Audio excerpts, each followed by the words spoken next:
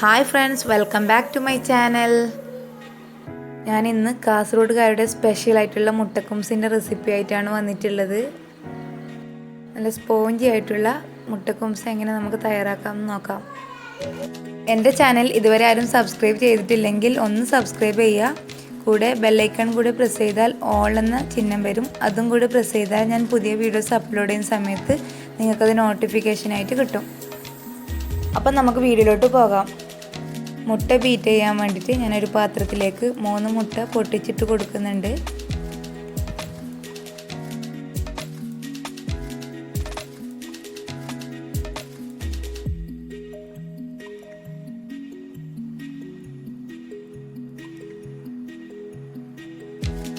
അതിനുശേഷം ഇതിലേക്ക് ഒരു പിഞ്ച് ഉപ്പ് ചേർത്ത് കൊടുക്കാം. ഇനി ഇതിലേക്ക് 3 ടേബിൾ സ്പൂൺ പഞ്ചസാര ഇട്ട് കൊടുക്കാം.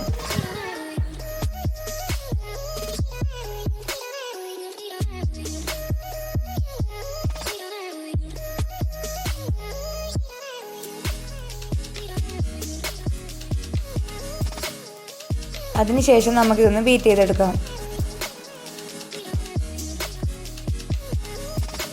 ഏലക്കായ ഇഷ്ടമുള്ളവർക്ക് ഇതിലേക്ക് ഒരു 2 ഏലക്കായും കൂടി ചേർത്ത് കൊടുക്കാം.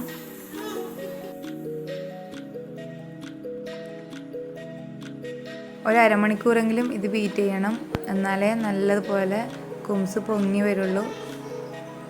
ബേക്കിംഗ് പൗഡറിൻ്റെയും ബേക്കിംഗ് സോഡൻ്റെയും ഒന്നും ആവശ്യമില്ല, അല്ലാണ്ട് തന്നെ നല്ലതുപോലെ പൊങ്ങി വരും.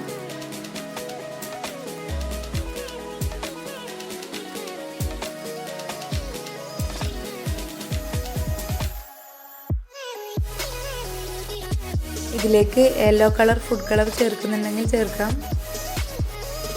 കളറിന് വേണ്ടിയിട്ടാണ് ചേർത്ത് കൊടുക്കുന്നത്, അല്ലാണ്ട് ടേസ്റ്റിൽ വലിയ വ്യത്യാസമൊന്നും ഉണ്ടാവില്ല. നല്ലൊരു ക്രീം പോലെ ആവുന്നത് വരെ ഇതൊന്ന് അടിച്ചെടുക്കണം. നല്ല ക്രീം പോലെ ആവുന്നുണ്ട്. ഈ സമയത്ത് നമുക്ക് അടുപ്പത്തൊരു പാത്രം ചൂടാവാൻ വെക്കണം. ഞാനൊരു പഴയ ഫ്രൈ പാൻ അടുപ്പത്ത് ചൂടാവാൻ വെച്ച് കൊടുത്തിട്ടുണ്ട്. അതിൻ്റെ മുകളിലേക്ക് നോൺ സ്റ്റിക്ക് പാത്രം വെച്ച് കൊടുക്കാം. നോൺ സ്റ്റിക്കിൻ്റെ പാത്രം ഇല്ലെങ്കിൽ കുക്കർ വെച്ച് കൊടുത്താലും മതി. ഇനി ഇതിലേക്ക് ഓയിൽ ഒഴിച്ച് കൊടുക്കാം. അപ്പം ഇത് നല്ല ക്രീം പോലെ ആയിട്ടുണ്ട്. ഇനി നമുക്കിതിലേക്ക് 3 ടേബിൾ സ്പൂൺ മൈദ ഇട്ട് കൊടുക്കാം.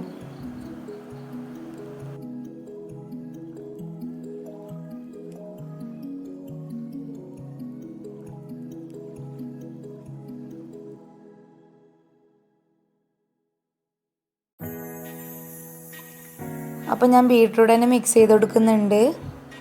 മൈദ ഇട്ടതിന് ശേഷം ഒരുപാട് അടിച്ചെടുക്കേണ്ട ആവശ്യമില്ല. ഒരുപാട് അടിച്ചെങ്കിൽ കുംസ് പൊങ്ങി വരില്ല.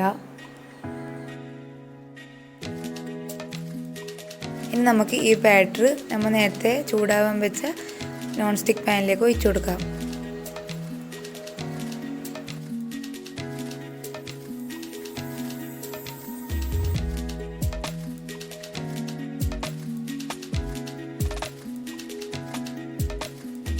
മുഴുവനായും ഒഴിച്ചതിന് ശേഷം നമുക്കൊരു 20 to 30 മിനിറ്റ് ഇതൊന്ന് ബേക്ക് ചെയ്തെടുക്കാം. ലോ ഫ്ലെയിമിലാണ് ഞാൻ വെച്ചിട്ടുള്ളത്.